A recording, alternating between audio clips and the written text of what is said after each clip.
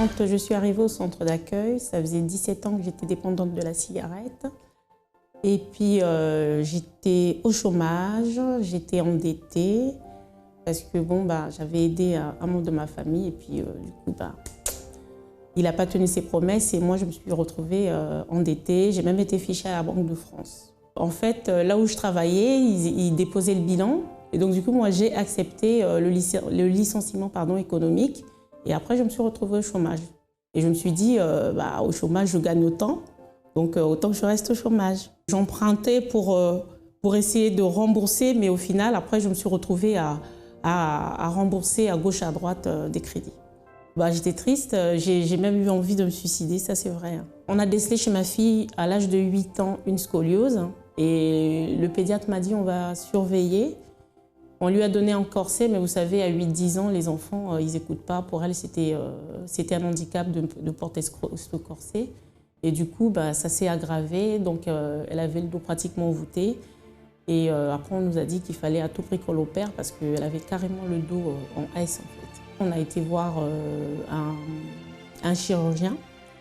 Et ce chirurgien, il nous a tellement découragés, il nous a dit de toute façon, si moi j'opère votre fille et qu'elle ne veut pas que je l'opère, elle risque de se retrouver dans un fauteuil roulant. Face à la maladie de ma fille, j'étais découragée, j'étais attristée et voilà, l'angoisse quoi. Pour une maman, c'est pas évident d'entendre ce genre de propos déjà venant d'un chirurgien, c'est décourageant.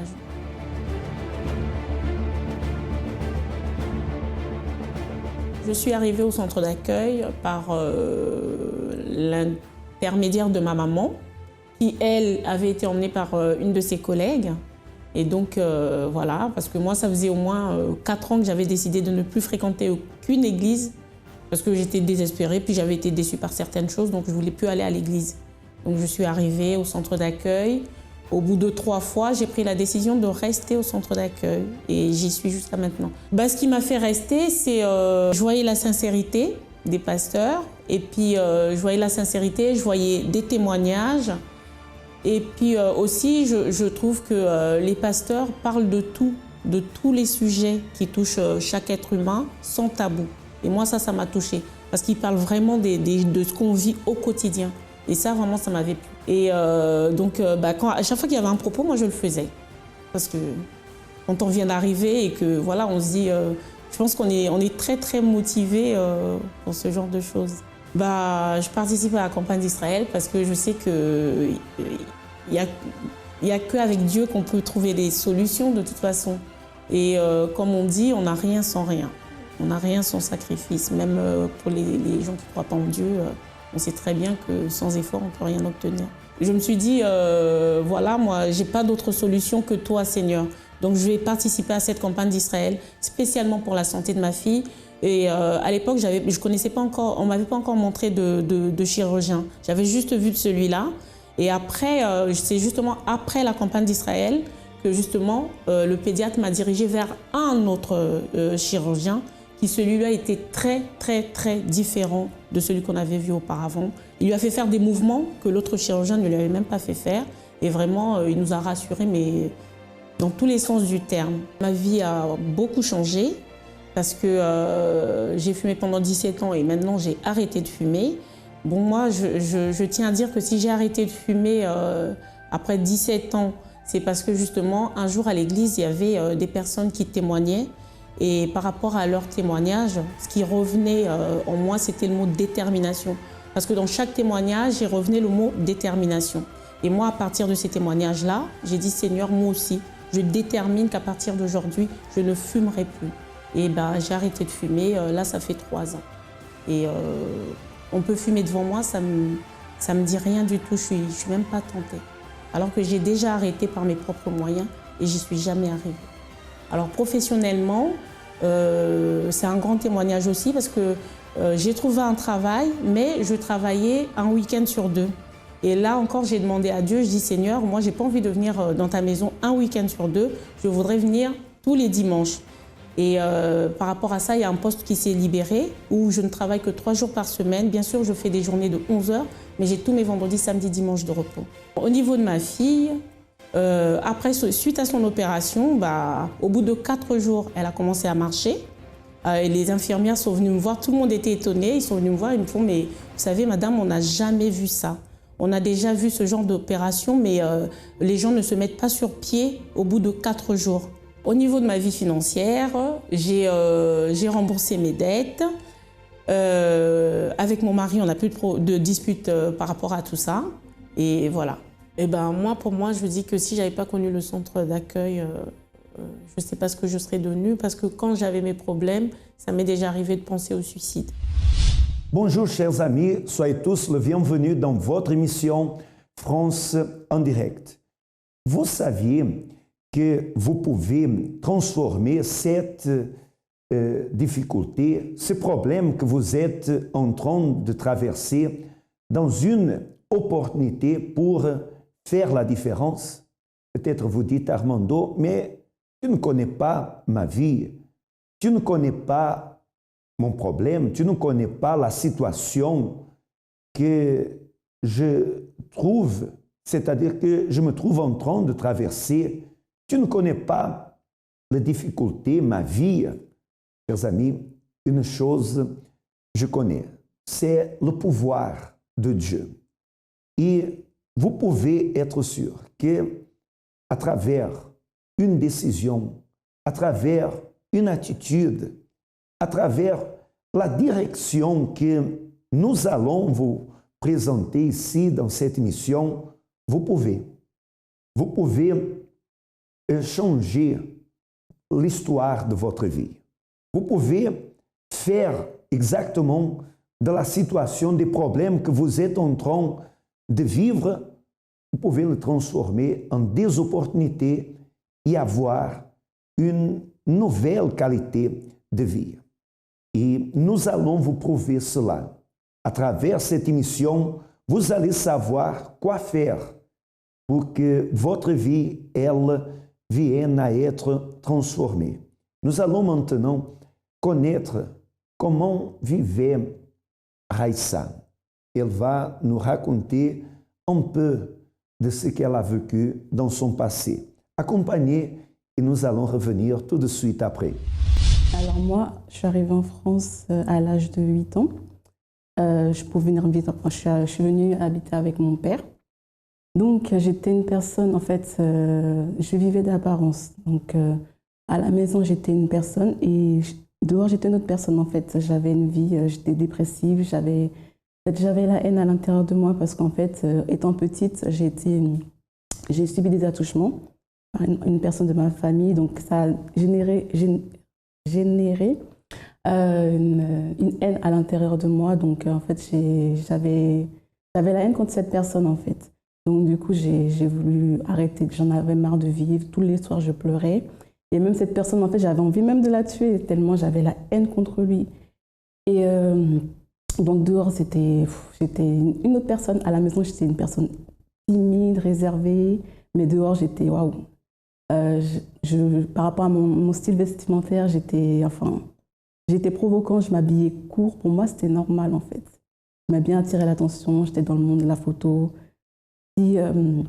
Quand je postais une photo sur Facebook, il n'y avait pas des j'aime, je ne pouvais pas dormir. J'étais là jusqu'au soir, j'attendais. En fait, je vivais vraiment une vie d'apparence. Pour moi, c'était totalement normal. Je me disais, c'est ma vie, donc je ne pourrais pas changer. J'étais une personne sauvage. Je pouvais te parler d'une manière agressive, mais pour moi, je me disais non, je parlais normalement. Je cherchais à attirer l'attention parce que j'avais un manque de confiance en moi, en fait. J'avais besoin, ma mère, elle n'était pas avec moi, donc ça fait que j'étais toute seule, en fait. Pour moi, j'étais toute seule dans ma bulle, j'avais besoin de quelqu'un, donc je voulais attirer l'attention. J'allais beaucoup sur les sites de rencontres. Pour moi, waouh, c'était... En fait, je peux me dire que j'étais viciée de sites de rencontres parce que je crois que j'ai fait tous les sites de rencontres. J'allais sur les sites de rencontres pour rencontrer les gens. Pourtant, c'était dangereux, mais pour moi, je me disais non. Au moins, les gens, ils vont me parler, ils vont me complimenter. Ils auront, en fait, ils vont me donner l'attention que je n'ai pas, en fait, quand je suis chez moi. À la maison, comme je t'ai dit, j'étais une personne réservée, donc j'étais toujours dans mon coin. Je cherchais à parler à personne. Le moment le plus difficile, c'était... en fait, quand je voyais la personne, je me disais, oh là là, comment, qu'est-ce que... En fait, à chaque fois que je devais aller voir cette personne, en fait, à l'intérieur de moi, j'avais toujours le cœur qui battait. J'étais pas bien, en fait. J'étais toujours triste, toujours triste. Je montrais aux gens que j'étais bien, mais en fait, au fond de moi, j'étais une personne, waouh, malheureuse, dépressive. La situation qu'elle a vécue, c'était très difficile. Vous voyez que normalement, la famille, elle existe pour nous aider, nous protéger, pour prendre soin, pour amener justement à aider et amener à surpasser les situations difficiles. Mais ce qu'elle a vécu, Raissa, vous voyez, elle a été abusée par un membre de la famille. Vous voyez la situation et ce que ça a donné parce qu'elle avait envie de meurtre. Elle était une personne qui elle voulait mourir, elle voulait commettre le suicide. En fait, elle était complexée. Rien n'allait dans sa vie, rien ne marchait. Elle était une personne complètement détruite. Mais elle a réussi à surpasser cette situation. Et d'ici à quelques instants, elle va nous raconter qu'est-ce qu'elle a fait, quelle attitude elle a prise pour que sa situation elle vienne à changer. Maintenant, je veux laisser à votre disposition l'ami 24 heures. Vous pouvez l'appeler à travers le 01 53 35 85 12. Si vous êtes désespéré, si vous vous trouvez dans une situation semblable à ce que Raissa elle a vécu, alors profitez justement de cet ami 24 heures car il est à votre disposition pour vous écouter et pour intercéder et vous conseiller. C'est pour vous aider parce que nous savons écouter, nous savons aussi conseiller et aider. Alors, vous n'avez aucune raison de rester justement enfermé, mais vous avez l'opportunité de vous confier à quelqu'un en toute privacité qui va savoir vous donner le bon conseil, la bonne direction et sûrement vous allez réussir à avoir une autre vision par rapport à votre futur. Bon, maintenant, nous allons savoir qu'est-ce que Raissa elle a fait, quelle attitude elle a pris et comment se trouve actuellement, comment est son présent. Vous allez maintenant voir et d'ici à quelques instants, on reviendra avec vous. Alors, j'ai connu le centre d'accueil par rapport à une amie qui m'a invitée. Donc, on a participé à une première réunion, donc j'ai accepté. Et au fil du temps, je voyais les témoignages des personnes qui ont changé, donc je suis restée. J'ai vu que ça m'a beaucoup aidée en fait dans mon intérieur parce que la manière dont je suis rentrée et la manière dont je suis sortie, c'était différent parce que j'avais soif en fait. J'en avais besoin, même la parole. Des fois, le pasteur pouvait parler de quelque chose, mais je me disais, mais c'est de moi qui parle en fait. Donc c'est ça en fait qui m'a fait vraiment rester. Et aussi les témoignages que j'entendais des personnes. Voilà. Donc ensuite, j'ai participé aux différentes chaînes de prière, le vendredi surtout pour la délivrance, parce que j'avais besoin d'une délivrance. J'ai accepté que j'étais pas bien au fond de moi, donc j'ai accepté de faire ces chaînes de prière. Donc je faisais aussi les propos, par exemple la campagne d'Israël, le jeûne de Daniel. Je les faisais pas pour suivre les gens, mais parce que j'en avais besoin au fond de moi en fait. En fait, j'avais besoin parce que j'avais envie de changer, j'avais envie d'avoir une nouvelle vie, je voulais avoir une nouvelle transformation parce que j'en avais marre de mon ancienne vie. Et je savais que ça pouvait changer. Donc, en participant à ces campagnes, à ces propos, j'ai dû faire un sacrifice. J'ai jeûné, j'ai prié, j'ai fait le sacrifice matériel. Et surtout, j'ai accepté de pardonner aussi.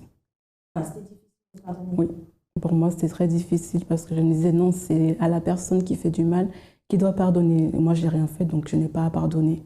Donc quand j'ai compris ça, en écoutant les réunions, Donc j'ai accepté de pardonner à la personne et pour prendre un nouveau départ. C'est la seule solution en fait pour pouvoir changer et avancer.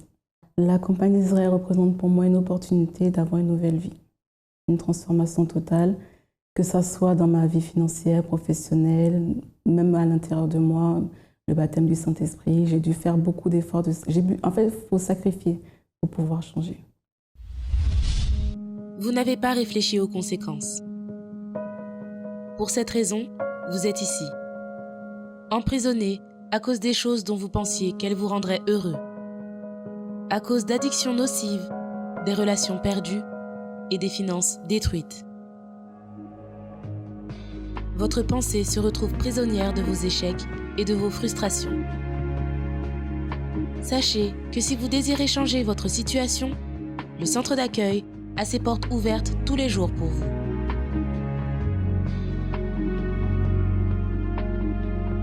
Nous souhaitons vous aider à vous libérer de toute prison où vous vous trouvez. Centre d'accueil. Définissez aujourd'hui ce que vous voulez vivre demain.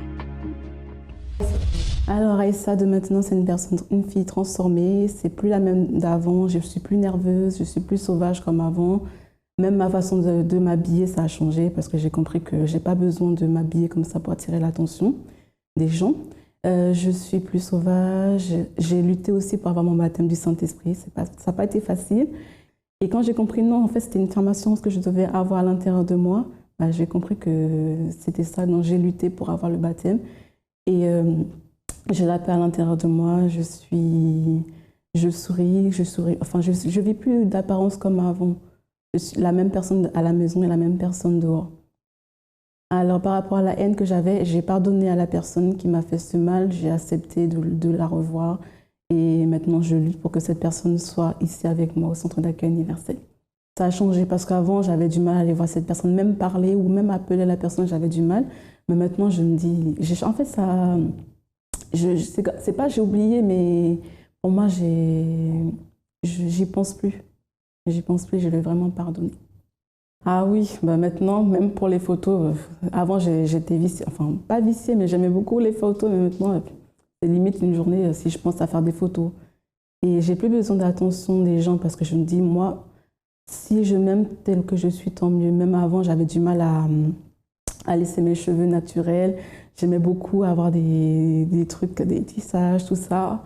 Et en fait, j'ai appris à m'aimer tel que je suis. Maintenant, je m'aime comme je suis, j'assume ce que je suis. Je ne cherche pas l'attention auprès de quelqu'un, en fait. Je me suis inscrite de toutes les sites de rencontres et voilà. Voyez comment aujourd'hui est sa vie complètement différente. C'est une nouvelle Raissa. Les choses qu'elle a vécues dans le passé, elle a réussi à surpasser, à vaincre. Et aujourd'hui, elle est heureuse. Vous voyez, elle a transformé la difficulté, le problème qu'elle avait en des opportunités pour aujourd'hui être un exemple. Vous voyez que c'est intéressant parce qu'elle a dit comme est aujourd'hui sa vie, une personne qui n'est plus triste, viciée, une personne qui n'est plus traumatisée par ce qu'elle a vécu dans sa vie, et elle nous a donné la formule. Elle nous a donné la formule, comment elle a réussi à voir le changement. Et c'est pour ça, chers amis, que les portes du centre d'accueil, elles sont quotidiennement ouvertes afin de vous accueillir. Nous sommes à votre entière disposition parce que nous pouvons vous aider. Nous pouvons vous amener à un nouveau départ. Pour cela, vous devez reconnaître que seul vous ne réussissez pas. Vous devez chercher l'aide. Et nous sommes dans le centre d'accueil à votre entière disposition. Vous pouvez me chercher dans le 27-29 rue Yuri Gagarin, à Villejuif. Ainsi que vous pouvez chercher notre siège où il y a plusieurs conseillers, pasteurs qui seront à votre disposition du matin jusqu'au soir. Et vous pouvez être sûr que vous allez venir, vous n'allez pas être jugé, peu importe quelle est votre nationalité, peu importe quelle est la situation, le problème que vous êtes en train de vivre. Il y a une solution. À travers le pouvoir du Créateur, vous pouvez vaincre. Et nous allons vous montrer quoi faire. Si vous voulez chercher notre siège, alors c'est dans 254 rue de Faubourg, Saint-Martin, dans le 10e arrondissement à Paris. Ainsi que vous pouvez chercher l'adresse le plus proche de chez vous à travers notre site web www.centredaccueil.net et là vous allez mettre la ville dans laquelle vous vous trouvez dans la partie qui parle des adresses et vous allez savoir où vous diriger. Alors, chers amis, il y a une solution. Vous savez quoi faire pour que votre vie elle vienne à être transformée. Nous allons maintenant à d'autres cas véridiques et d'ici à quelques instants, on reviendra avec vous. Avant d'arriver au centre d'accueil, une personne qui vivait d'apparence parce que j'avais une tristesse à l'intérieur de moi qui était due à cause des conflits familiaux, des persécutions dans la famille, des situations difficiles qu'on a passées. Et du coup, ça m'attristait beaucoup. Les soirs, avant de dormir, je pleurais beaucoup. J'étais vraiment renfermée, je ne parlais pas aux personnes. Et j'étais aussi beaucoup timide. Je n'allais pas vers les personnes pour les aborder ou pour faire toute chose. Et en fait, quand j'étais avec mes amis, je montrais un côté de moi, cette Jo qui était toujours souriante avec les autres un peu, mais je parlais jamais de mes problèmes, de la tristesse que j'avais. Et dehors, j'étais bien, mais quand je rentrais à la maison, je pleurais. J'avais une petite colère en moi qui faisait que quand une personne m'énervait, il fallait que je frappe cette personne vraiment jusqu'à ce que la personne elle saigne. Qu'elle saigne ou qu'elle tombe par terre. Sinon, je ne pouvais pas m'arrêter. Elle était due justement aux problèmes que j'avais dans la famille, des situations qui se passaient. Il y avait des menaces et ça tombait sur moi. Avec ma tante, ça ne se passait pas du tout bien. J'avais une sœur et je trouvais qu'elle faisait beaucoup de différence entre ma sœur et moi, surtout qu'elle m'élevait. Et ça m'attristait aussi beaucoup parce que je n'avais pas ma famille qui était là avec moi. Donc toutes ces situations, ça s'englobait et du coup, je me sentais renfermée, triste à l'intérieur de moi. Je faisais des cauchemars, beaucoup de cauchemars. Je voyais des membres de ma famille qui voulaient m'attaquer la nuit. Et du coup, je n'arrivais pas à bien dormir. Des fois, quand je me réveillais, je voyais des petites cicatrices sur mon corps et je ne comprenais pas pourquoi. Je me sentais perdue, disons. C'est comme s'il n'y avait personne qui était là pour moi, pour m'aider. Je me sentais seule.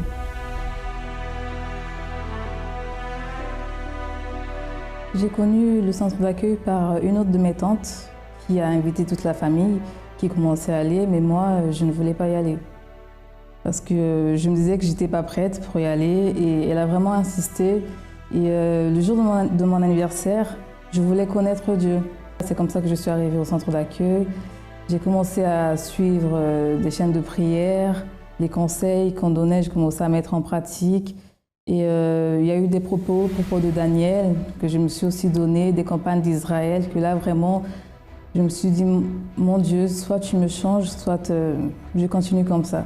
À la campagne d'Israël parce que je voulais vraiment que Dieu puisse me changer à l'intérieur de moi. Parce que je ne voulais plus avoir cette tristesse, je voulais avoir cette joie comme beaucoup de personnes ils ont, cette paix que je n'avais pas.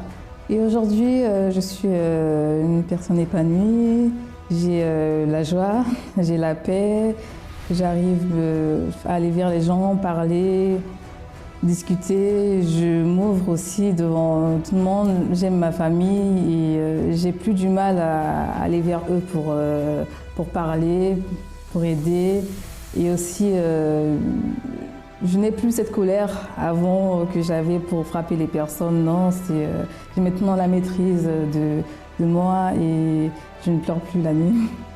Je ne suis plus triste parce que à travers le sacrifice que j'ai fait, j'ai eu le changement intérieur, j'ai la joie, j'ai la paix. Et les personnes, quand elles me voient, elles voient une différence. Avec ma famille, ça va. La relation, elle est en train de changer, ça va. J'ai plus peur de menaces. Maintenant, j'assume ma foi, ce qui aussi, je n'arrivais pas à faire justement à cause de ces situations. Je n'arrivais pas à assumer ma foi comme il le fallait avec les menaces. Et là, j'assume ma foi. Il n'y a plus de cauchemars, tout est parti. Plus de cauchemars, ça va, je dors bien, je me réveille bien. Le centre d'accueil, c'est non seulement une école parce que j'ai appris beaucoup, mais c'est aussi une famille pour moi. Parce que c'est là-bas que j'ai reçu cet amour, on m'a conseillé, que parfois même je ne trouvais pas dans ma famille. C'est merveilleux de voir toutes ces transformations qui prouvent que pour vous, il y a un changement, que vous pouvez surpasser ces problèmes. Observer ces cas véridiques, c'est merveilleux, n'est-ce pas? Mais je vous dis, je vous affirme une chose, meilleur encore, c'est que vous veniez à profiter d'une nouvelle vie, n'est-ce pas? Alors, maintenant, prenez votre décision. Cherchez le centre d'accueil le plus proche de chez vous. Vous allez voir que votre vie, elle aura un nouveau départ. Chers amis, a été un immense plaisir d'être là ensemble avec vous. Je vous souhaite à tous que le Tout-Puissant illumine votre vie. À la prochaine.